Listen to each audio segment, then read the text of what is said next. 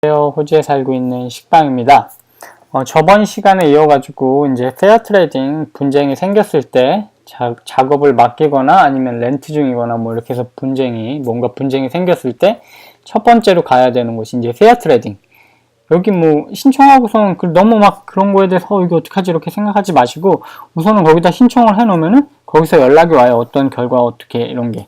그러니까 우선 만약에 내가 잘못한 게 없는데 너무 당하는 것 같다 이런 마음이 들거나 아니면 좀 억울하다 그러면은 우선 페어 트레이딩에 호소를 해보고 그게 안 되고 뭐 그럴 경우 이제 엔캐스로 넘어가게 되는데 보통 엔캐스에 가기 전에 페어 트레이딩에 먼저 조정을 받고 그게 안 되는 경우에 이제 엔캐스로 넘어가야 된다 그러더라고요.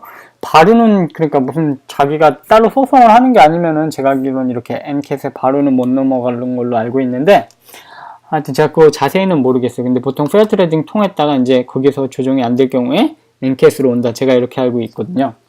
저 같은 경우에도 솔직히 14년 동안 그렇게 가족처럼 제가 아마 여기서 연락하는 분들이 많지가 않아요. 그 중에 이제 되게 믿고 그랬던 분들한테 사기를 당했기 때문에 솔직히 저도 마음이 되게 안 좋고 너무 또 그게 저희 아버님이 되게 건강이 안 좋아지셨어요. 그 후에 이 주방이 또 들어오기로 한 게 안 들어오고 2달 넘게 그러면서 주방도 없어가지고 되게 고생하고 그 후에 화장실도 턱이 되게 올라와가지고 제가 이게 나중에 시간이 되면 하나하나씩 사진 보여드리면서 설명을 드리면 좀 편할 텐데 일반보다 이제 8cm가 올라왔어요. 요즘에는 이제 연세 드신 분이 있고 좀 몸 불편하신 분이 있으면 턱이 있어도 턱을 내리는 판인데 없던 턱을 8cm나 올려놨더라고요. 그러면서 하는 소리가 뭐 저기 엄청난 구멍이 있었고 그걸 메꾸려면 어쩔 수 없이 올릴 수밖에 없었다 이렇게 얘기를 했었거든요. 그런 것도 솔직히 다 넘어가고 그랬는데 저희 아버님이 또 거기 걸리셔가지고 밤에 처음에 이사 오셔서 다니다가 걸려서 넘어지셔서 머리를 좀 다치신 적도 있어요. 부딪히셔가지고 그런 것도 있는데 그런 것도 얘기 안 하고선 따로 컴플레인 안 하고 다 좋게 넘어갔는데 저는 진짜 너무 화가 났더라고요. 화장실이 새는데 와서 이렇게 얘기를 했는데도 와보지도 않고 뭐 일요일날 교회 가야 되니까 월요일날 만나서 얘기하자 뭐 이런 식으로 얘기하고 그때까지만 해도 다 넘어갔는데 연락을 해도 안 받고 계속 그런 식으로 계속 하다가 이제 뭐 한번 만나서 얘기를 하니까 뭐 비싸네 뭐네 하면서 뭐라 그러더라고요. 그래서 그럼 제가 캔슬 할 테니까 당신이 직접 와가지고 좀 고쳐달라. 그러니까 뭐 벌써 돈 다 냈는데 그러니까 디파짓 냈는데 무슨 소리냐 고쳐내라 해라. 자기는 이제 얘기를 해가지고 달랠 테니까 언제까지 제가 달라 그런 날짜까지는 아무 말도 하지 말고 기다려 달라. 그 후에 안 되면 소송을 하든지 네 마음대로 하라 이렇게 하더라고요. 그러니까 이분 부인 되는 분하고 되게 제가 친했어요. 누나 동생 이렇게 지냈던 분인데 얘기 안 하고 있다가 이제 그날 얘기를 했어요. 돈 받기로 한 날 안 줘서 역시나 거짓말 워낙 많이 했었으니까 그래서 안 줘서 얘기를 했더니 처음에는 줄 것처럼 얘기를 하더라고요. 다 달라 그런 것도 아니에요. 한 3분의 2만 달라 그랬어요. 1은 저희가 내고 3분의 1 정도는. 왜냐면 또 다른 거 수리할 게 몇 가지가 있었거든요. 물 새는 거 말고. 그래서 그랬는데 처음에는 준다 그러더니 다음에 연락이 또 문자가 오더니 남편하고 얘기를 했겠죠. 뭐 우리가 그런 것도 아닌 것 같고 남편 얘기를 들어보니까 그건 아닌 것 같다 그러면서 뭐 너무 사기꾼처럼 자기 남편 몰고 가는 것 같다 이런 식으로 얘기를 했었는데 그래서 제가 사기꾼이라고 뭐 이렇게 몰고 가는 것처럼 얘기를 했다고 막 되게 불평을 하면서 그게 원래부터 물이 샌 게 아니었네요. 화장실 리노베이션 하면 보통 물이 새면은 그 물 새는 걸 그럼 놓고 고치는 경우가 어디 있어요. 방수 그런 거 다 다시 들어갔는데 새로 싹. 그래가지고 그것도 참 어이가 없었는데 하여튼 그러다가 안 돼가지고 이제 법정으로 넘어간 케이스인데 제가 사진 하나 우선 보여드릴게요. 이거 하나만 보내드릴게요. 이게 보시면은 저희 세면대거든요. 세면대가 아니라 샤워부스에 이만한 구멍이 있었어요. 가운데. 이게 어떻게 생긴지 모르겠어요. 자기네들 뭐 부시다가 잘못 부셔서 이렇게 됐는지 원래 있었다 그러는데 그것도 믿을 수가 없는 지금 상황에서 믿을 수가 없는데 하여튼 이만한 구멍이 있는 상태에서 요거를 안 메꾸고 어떻게 했냐면 여기다가 나무 판자를 댑니다. 위에다가 나무 판자를 대가지고 구멍 있는 데다가 널쩍하게 나무 판자를 하나 대요. 이쪽에 이렇게 나무 판자를 위에 얹은 거예요. 이 위에다 그냥 그 위에다가 시멘트를 올린 거예요. 또 한 4cm 되는 거. 그러니까 원래 있던 것도 안 까고 그 위에다 나무 판자 얹어가지고 또 4cm를 그거 하니까 제가 이것 때문에 공부도 엄청 많이 했거든요. 그렇게 하다 보니까 이게 8cm가 올라온 거예요. 그러면서 이제 타일러가 그때 한 번 왔었거든요. 같이 뭐 그 사람 제가 녹음한다 그러니까 그 사람 안 들어오고 밖에 서 있으면서 이제 타일러랑 얘기했는데 이거를 원래대로 이걸 메꿀 수가 없대요. 이것만. 그래서 이걸 다 까고 다시 완전히 다 드러내고 하는 방법밖에 없다고 그러더라고요.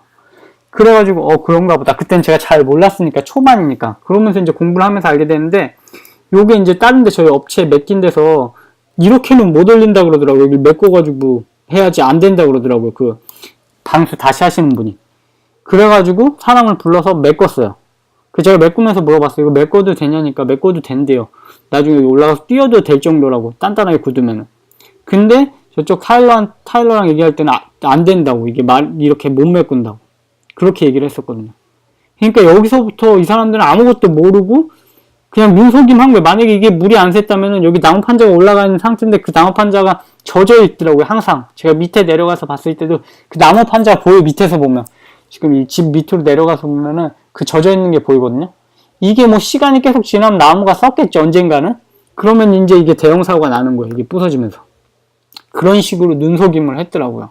와, 아는 사람이 더 무섭다는 걸 여기서 느낀 게, 아니, 없으면 그런 걸 모르면 아예 안 하든가 했어야 되는데, 이걸 메꿀 수가 없으니까 그냥 여기다 나무 판자를 하나 얹어가지고 그냥 대충 하고선 그 위에다 시멘 다시 치고선 타일을 얹은 거예요. 근데 더 중요한 건 방수가 안 말라 있더라고요. 까보니까. 그러니까 그게 물이 계속 새가지고 이렇게 타가지고 일로 이렇게 넘어와가지고 일로 물이, 이 방수가 안 메꿔져 있으니까 이렇게 샜더라고요. 그래가지고 하여튼 이런 것들 저는 이제 사진을 그때부터 되게 처음에도 많이 찍어두고 되게 다 적어두고 이런 스타일이 좀 꼼꼼하기 때문에 언제 돈 주고 뭐 이런 걸 다 적어뒀기 때문에 그 엔켓에 갔을 때도 이제 딱딱딱딱 타임라인대로 그런 걸 다 정리할 수가 있었거든요. 그러니까 만약에 뭐 그런 거 인보이스 있고 이러면 괜찮겠지만 그래도 그런 거 언제 무슨 작업을 했다는 거 그리고 사진을 찍어두고 이러면은 되게 유용할 수 있으니까 그런 걸 찍어두시면 좋을 것 같아요. 지금 사설이 너무 길었는데 그럼 빨리빨리 엔켓에 들어가서 어떻게 하는지 알려드리도록 하겠습니다.